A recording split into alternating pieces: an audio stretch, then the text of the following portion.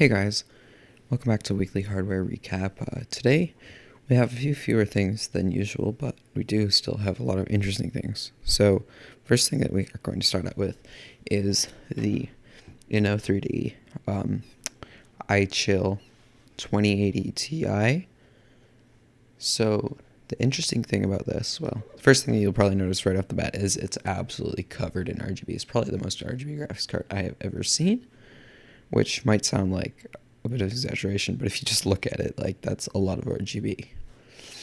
But the second thing, which we don't actually have any pictures or anything detailed about, is that you can swap the fans for a 2 or 3 fan configuration. If the card stays the same size, I don't really know why you would ever want to go with the 2 fan, but I guess it's cool and interesting. Not like a lot of other things we've seen, but yeah, that's about it. We don't really have any specs or specifications at all. And yeah, so Western Digital just announced their Ultrastar DC-HC60 15 terabyte hard drive. So this is basically, I'm pretty sure this is the largest capacity consumer hard drive available, and it uses SMR instead of the typical hard drives. So basically what it does is when you write data, it overlaps with the other old bits of data, so it'll have to rewrite some of that data every time. This allows them to increase capacity, but also decreases speed somewhat. So, I mean, I wouldn't be getting this anytime soon, and I don't think anyone really should. If you just need archival storage, it's probably fine though. So we have a lot of cases today. And the first case, the most interesting in my opinion, is the Morpheus GTX 100 from Rotiro. Basically what this case is it's it's modular, sort of convertible. So you can either have a cube case or a wide and tall tower case. And the difference between the two is they're both still ATX, but the bigger one, basically, you can expand it to have more room for radiators and hard drives and that kind of stuff if you need that, which I think is pretty cool. Although I would, maybe I should stop giving my own opinion. This is just a news show. But yeah, it's interesting. It comes with 2 RGB fans, and it got Type-C, and it has basically a full mesh, kind of, not really mesh, more like just metal grate kind of thing. But so yeah, it's very polarizing, no windows, but you can still see your hardware to a certain extent. But anyways, yeah, so on to the next case. So next one we have is the Antec Torque case. So basically this is pretty much very similar to the Cougar Conqueror, if you remember that, but this one, it's sort of angled more forward. It's angled forward rather than backwards. It's also a little bit taller than it is long. So yeah, it just has normal ATX motherboard support, ATX power supply support.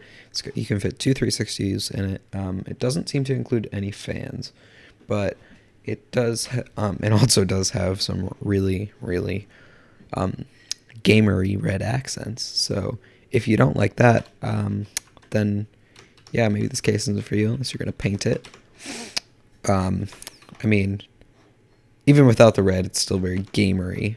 Yeah, it has 2 tempered glass side panels on either side, and hold on. It does have Type-C, so yeah, it's a pretty solid case, but it is definitely only a thing that a couple of people will like. So Thermaltake has released a new redesign to their Core P3 chassis with a new curved side panel. So this curved side panel, basically, it's orientable in any direction, and it's curved. So instead of having just flat on the front, you can have it on the top or the front or the back. I don't think it'll fit on the bottom, but you can have it anyways. It's also going to be sold separately, but the new redesigned case is going to be about $130. So Silverstone has also released a sort of redesign. It's their RVZ03 ARGB small form factor case. So it's an ITX case, got an addressable RGB strip on the front. This is exactly the same as the RV03, just normal RGB, as you could probably guess. But it just has ARGB. Interesting thing about this chassis is that it supports a full ATX PSU, so if you like this is probably a cool chassis to get. So next thing that we have is a bootable quad NVMe M.2 RAID card with a PLX chip and a RAID controller on it.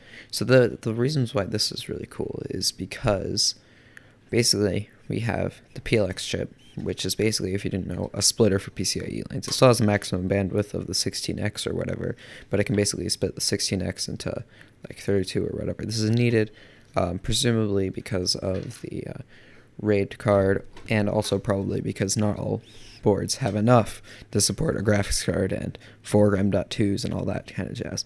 Basically, this is also bootable, which if you didn't know, so yeah, it's RAID 0 bootable or RAID 1 bootable. So yeah, this can be a boot option, which is really hard to get without a RAID card or anything. So yeah, that is really cool.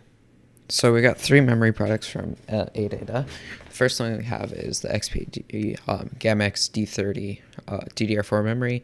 This comes in either red or gray with some silver accents on the side, and it has speeds up to 4600 MHz. The next one is the XPG GAMX S5 SSD. This is a normal 2280 Gen 3x4 M.2 SSD, so it's an NVMe SSD. Has a black heatsink, but it has a red logo on it. I don't like that, which is fine. They're boasting up to 10 degrees cooler, and it has speeds up to 1500 megabytes per second. The last SSD that I have is the SX8200 Pro, and this is really fast. It's their fastest SSD ever, and it has speeds twice as high, sequential speeds twice as high as the last one at 3000 megabytes per second, and it's just plain SSD with some black chips and a white silver controller. So yeah, that's it for that. And the last thing that we have is just a TR4 cooler. So this cooler is from Alpenfawn. Never heard of them, but it's called the Matterhorn cooler. So this is just a pretty normal heatsink. It's a little wider than typical heatsinks. It has one fan with a little white inside, and the whole heatsink is basically coated black.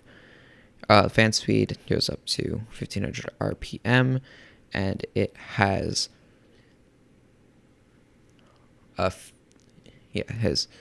six 6mm copper heat pipes and a copper base plate.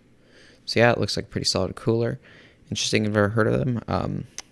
Don't have pricing yet, but yeah.